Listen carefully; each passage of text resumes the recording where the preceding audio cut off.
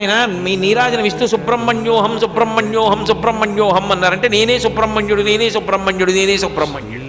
అదే చిట్ట చివరి స్థితి. అది నువ్వు ఇవ్వగలవు, అది నన్ను చెయ్యగలవు, నిన్ను నేను ఒకటి చెయ్యగలవు. తత్వము అసి తత్వమసి అది ఇది అయి ఉన్నది.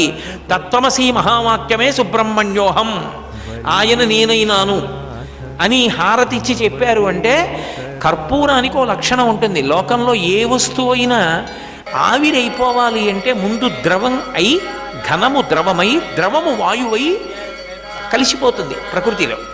కర్పూరం అలా కాదు, ఘనము నుండి వాయువు అయ్యేటప్పుడు మధ్యలో ద్రవంగా నిలబడేది కొద్దిసేపు నిలబడుతుంది అంతే. కొద్దిసేపు నిలబడి ఆవిరైపోతుంది, వాయువులో కలిసిపోతుంది. అందుకే మీరు కర్పూరం హారతి ఇచ్చినప్పుడు చూడండి, నీరై కదులుతుంది ద్రవంగా, కానీ అది ఎంతోసేపు ఉండదు. ఆవిరైపోయే వరకు